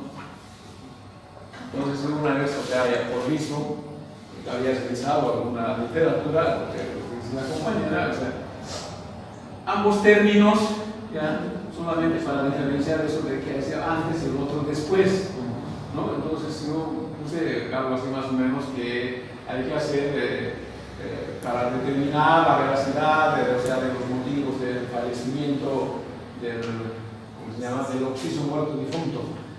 Y como éramos 8 alumnos, o sea, bueno, antes así éramos los estudiantes de Derecho, ¿no? En los años 78 al 82 yo estudié, Y, o sea, éramos 8, así que cada día uno tenía que exponer. Y bueno, había bastante conexión, interacción entre el docente y los alumnos, ¿no? Pero ahora yo tengo, o sea, en cada grupo tengo 120, 80, 90 en cada grupo, son 8 grupos y me paso calificando exámenes casi todo el año. ¿Por qué no te valoro? O sea, para eso no sería la necropsia. ¿Para qué hacer eso? Pero ojo, ya no sería pues una prueba preconstituida, entonces sería una prueba ya que se va a desarrollar dentro del... Pero ojo, corremos grandes riesgos, si me corrigen ustedes, que no es lo mismo que tengamos aquí el cadáver para hacer esa autopsia y con el tiempo, o sea, 6 meses, 1 año, 2 años, incluso se puede descomponer, ¿no? O sea, en ese momento los líquidos, los fluidos que se podrían llevar a un buen laboratorio, puede que ya estén secos, ya hayan desaparecido, ¿no? Hay cuerpos que desaparecen a veces en un par de años, pero hay cuerpos que pueden permanecer durante años, ¿no? Se conservan en bancos a veces esos líquidos, moléculas, para posterior investigación. Claro que sí, claro. Generalmente en un delito, por ejemplo, de violación, lo primero que hacen son los famosos hisopados, y esos hisopados hay que llevar a los laboratorios correspondientes. Pero he visto que aquí a veces se extravían en el camino y nunca llegan esos hisopados, o sea, al lugar o al destinatario, ¿verdad? Y luego cuando se pide, ¿han hecho el hisopado? Sí. Hemos tomado 3 muestras. ¿Y dónde están esas muestras? ¿Dónde han llegado? No sé, por ahí se ha extraviado, ¿no? Entonces estamos contaminando completamente y estamos dejando a veces incomunicada a mucha gente que ese detalle podría darnos, o sea, lugar, o sea, la participación como autor de la comisión de ese delito. Y mujeres predecesores, ahí sí podrían. Claro, hay cantidad de. Exactamente. Claro que hay cosas que pueden desaparecer con el transcurso del tiempo, ¿no? Entonces, eso es lo que hay que tomar en cuenta, tener ya el informe, si nos pudieran ayudar ustedes con algo que se pueda desaparecer. Por ejemplo, yo pienso en un hecho de tránsito, por ejemplo, la alcoholemia, que se toma solamente un tiempo, hasta las 8 horas para tomar, y para determinar que esta persona está en un estado de ebriedad y obviamente tiene una conducción peligrosa, digamos, o producto de aquello ha acontecido la muerte de otra persona, entonces sería para ver que pasa ese tiempo, o sea, ya no pasa nada, no hay, no existe. Claro, y el lo cuerpo mismo, ya eliminado, entonces ahí está, o sea, la alcoholemia que es importante hacer en el momento adecuado.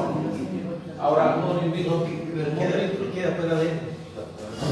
pero el ADN es otra cosa, el ADN eso no va a pero cambiar. también hay un tiempo también para eso, ¿no? O sea, tampoco es que no, porque, o sea, por mucho que yo le tome, ¿no? Ya ha pasado el tiempo, eso queda en el laboratorio y nunca lo han hecho, también eso ya no va a haber, tampoco no va a resistir eso, por mucho que esté en cadena de frío y todo aquello, no, todo tiene un tiempo. Por eso son estas pruebas que hay que, las pruebas anticipadas, como también las pruebas reconstituidas, debemos mantener para llevar en su momento al juicio. Y si no lo hacemos aquí, o sea, la gran cantidad, me da mucha pena porque la víctima está por los suelos y el otro chucho, ¿no? Y esto cuando hablábamos del principio de igualdad, me acuerdo, hay un texto muy bonito sobre eso, he hecho un análisis, no me acuerdo qué es, pero muy bien. Dice, tanto que hablamos de igualdad de derechos, ¿será que el trato es igual para nosotros? ¿Ya? Porque hay en las ventanillas del no sé si aquí hay, pero en Sucre dice, la ley es igual para todos, pero la aplicación de esa ley es igualmente. Entonces este hace un análisis rapidísimo de un accidente de tránsito.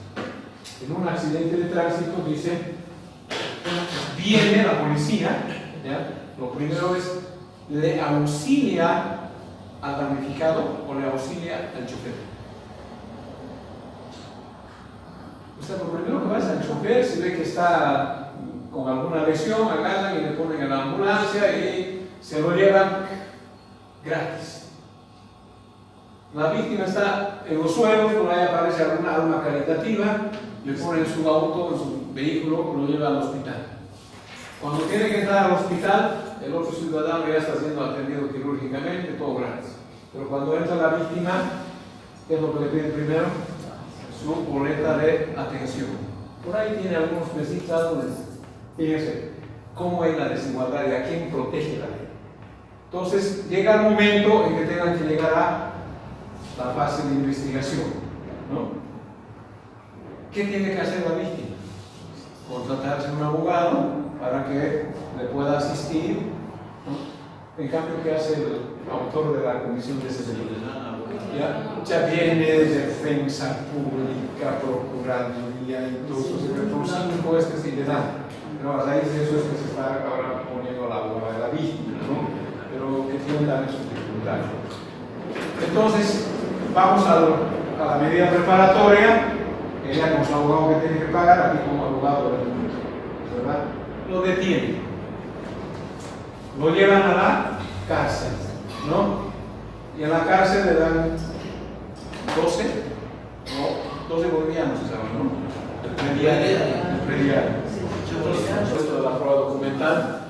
Y finalizamos directamente con estas pruebas documentales preconstituidas, cómo se hacen estas diligencias en 3 eventos importantes, ¿no? O sea, primero, las diligencias policiales, la etapa de la prevención, o sea, ahí está el método alcoholímetro que nos mencionaba la colega, las grabaciones de videovigilancia, análisis de estupefacientes, inspecciones corporales, todas estas diligencias hay que hacerlo dentro de esta prueba documental reconstituida. La policía judicial ya juega un papel importante, ¿no? La circulación y entrega vigilada de drogas, escuchas telefónicas, intervención de los datos electrónicos del tráfico, gestión de la base de datos policiales, alguien hablaba ahí del ADN. Ya entonces pasamos al juez instructor. ¿Qué hace el juez instructor? O sea, la recogida y conservación del cuerpo del delito, reconocimiento judicial, inspecciones, intervenciones corporales, entradas y registros, intervenciones de estas comunicaciones, que él nos tiene que garantizar que se lleve dentro del marco de la legalidad, ¿no? Entonces, esto no es una invención mía ni nada, esto es lo que piensa Jimeno Sendra en su obra sobre derecho procesal penal, ¿ya? Y señala estas como pruebas reconstituidas, ¿no? Entonces, un rescate que he hecho para compartir con ustedes. Y ya luego, ya aquí termino con esto para no emborrachar mucho. La introducción probatoria en la fase preparatoria en el juicio oral, ¿no? ¿Qué es lo que hacemos en la etapa preliminar? Lo que hacemos es la recopilación de información, antecedentes, y conformamos una carpeta de investigación, ¿no? Y pasamos a la etapa ya intermedia, donde esta etapa intermedia en un principio no contenía el Código de Procedimiento Penal, después se incorporó con una modificación y hoy por hoy nuevamente se lo ha mutado, ¿no? Se lo ha mutilado, ¿no? Eso es lo lamentable, ¿no? Cuando ya estamos más o menos entrando en órbita y de pronto, o sea, desaparece esta figura. Pero tenemos que seguir trabajando para hacer. Y luego ya en la etapa del juicio oral hacemos el desahogo de la prueba, o sea, de todas las pruebas testimonial, pericial, documental, todas las pruebas materiales. Y finalizo hoy mi intervención mencionando que esta investigación que se realiza necesariamente tiene que ser, primero, pertinente. Segundo, tiene que ser legal. Esta es la partecita que nos olvidamos a veces de la objetividad de las pruebas. Tiene que ser objetiva, tiene que ser prolija, tiene que ser eficaz, tiene que contar con una calidad y, ojo, que esa investigación tiene que ser pronta, no podemos permanecer. Entonces, una labor de investigación, sin ser efectiva, incorporando dentro de dicha labor aquellas pruebas que denoten incluso la inocencia del imputado, todo se reduce a la finalidad, digamos, del proceso penal, en este largo caminar desde un punto A hasta un punto B. Eso era lo que quería compartirles esta tarde. Comentarios, Doctor, preguntas. sus diapositivas las va a subir ahora mismo. Sí, ahora mismo por el WhatsApp, ahorita tenemos el medio más fácil, como lo hemos hecho ayer, anteayer, entonces esto lo van a tener más o menos, en una media hora, yo creo que. Oye, ¿y el examen de mañana qué va a dar? Eso solamente el examen. En la mañana vamos a hacer una práctica para hacer antes. Si me permite, doctor, mire, usted sabe que ya nosotros estamos, como se dice regularmente, en cancha. Claro. Ya estamos en el ring, ¿no? Entonces, para mí, la verdad será que se haga hincapié mañana hacer las prácticas. Vamos a hacer una únicamente cómo se investiga investigar, inclusive, ¿no? Va, yo les anticipo, vamos a hacer grupos de 4, igual. No vamos a tardar ni 20 minutos. Así es. Nos trabaja el grupo y nos juntamos y ¿Cómo se ofrece? ¿Cómo se introduce? ¿Cómo se judicializa? ¿Cómo se... eso es lo que vamos a hacer. Eso. Pero sobre un hecho de la vida real, un hecho de la vida real, con una sentencia en este ejemplo, lo único que vamos a sacar son los nombres, nada más. Sí, ¿no? Entonces, claro. sobre eso vamos a trabajar. Terminamos el trabajo y luego hacemos la evaluación. Y para los que no estaban, eso va a ser con libro abierto, con texto abierto, con todo lo que hemos hecho, o sea, ustedes nada más que tienen que terminar la